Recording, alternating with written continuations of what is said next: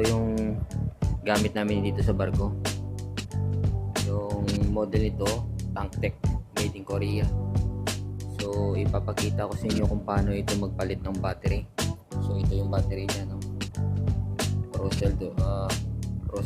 Duracell 9 volts.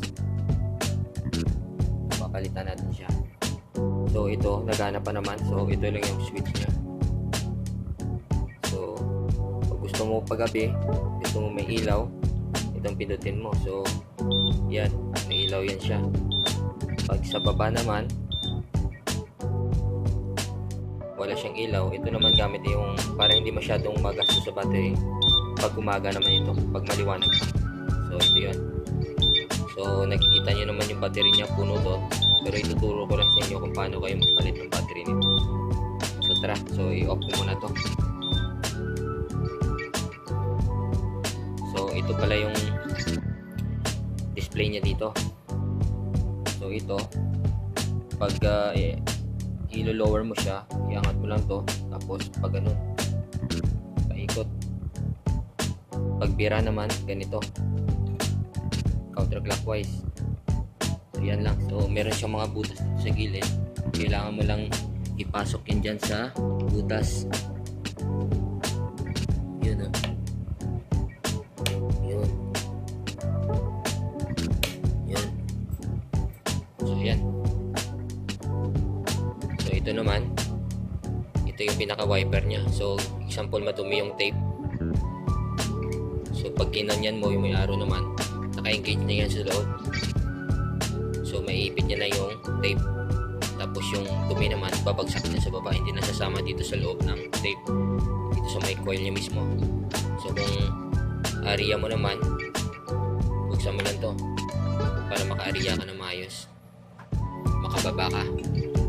So ito yung pinaka side glass niya. Dito mo makita kung ilang metro yung naibaba mo na sa tangke. So yan. So tara, buksan na natin to.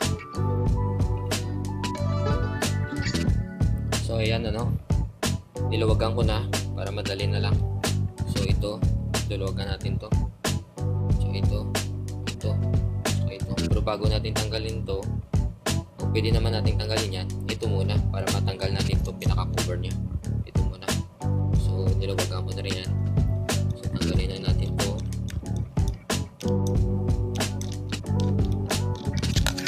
Ayan. So yan. So parang pinaka stopper niya ito sa display para hindi malug o maluwag pa. So sabihan na muna natin yan. So tanggalin ko na itong mga allen bolt.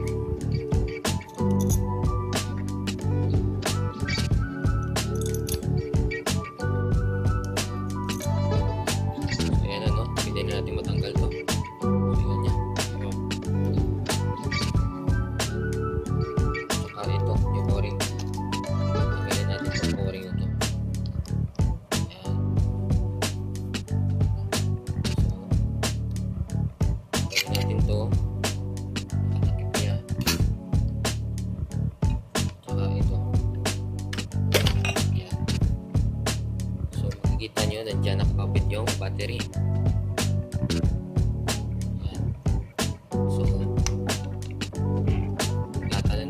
Masira itong mga wirings. So ito pwede natin itong tanggalin na. Ayan. So yan yung pinakalagayan niya. Kung UTI naman yung gamit niyo sa barko at saka yung kulay blue, iba naman yun. So iba din yung pagkalagayan niya. Hindi dito sa loob, hindi na sa gilid lang yan. So yan, o. Pasok ko lang yan dyan.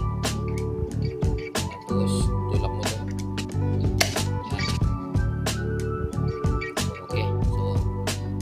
Muna natin bago natin i-secure. So yun natin. So yun, kumana siya. Okay, so i-off ko na siya. Saka i-test na at ibabalik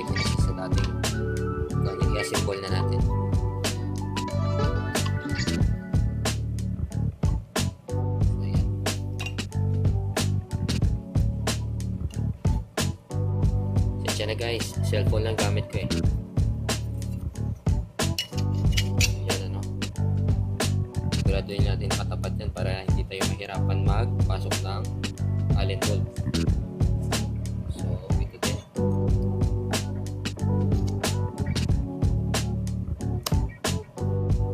So, ayan.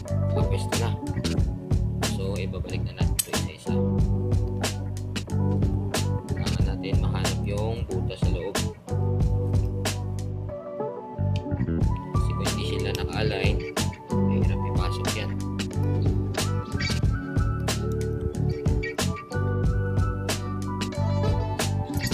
Yan ano. Kailangan ko munang iangat ulit. At yan yung butas.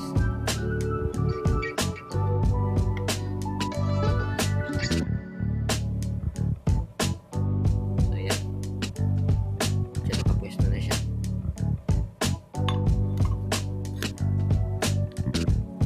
Okay. Ayan, lumapit na. Ibig sabihin, pumasok na yung allen bolt dun sa pinakabutas niya. So,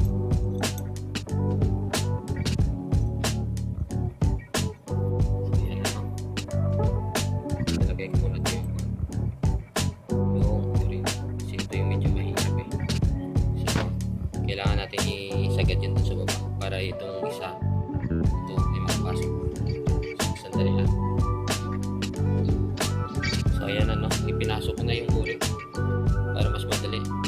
Tsaka ito, ikita natin itong mga allen. So, pag-ikit ito, kailangan magkatapatan sila o tinatawag namin sa barko across para pantay yung pagkahigpit.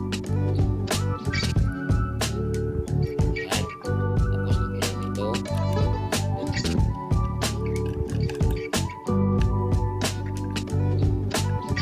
Tamang higpit lang.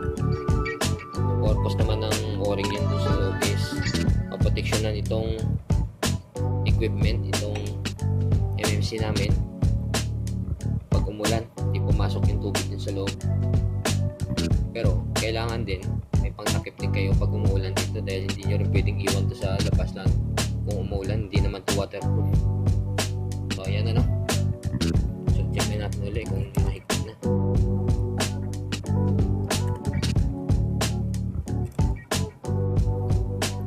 Walang araw makabili din ako ng para sa pag-vlog ito camera. So ayan na no, napalitan na natin. So yan yung MFC namin dito sa barko. Ginagamit namin ito kapag cargo operation namin, loading o discharging operation, ginagamit to.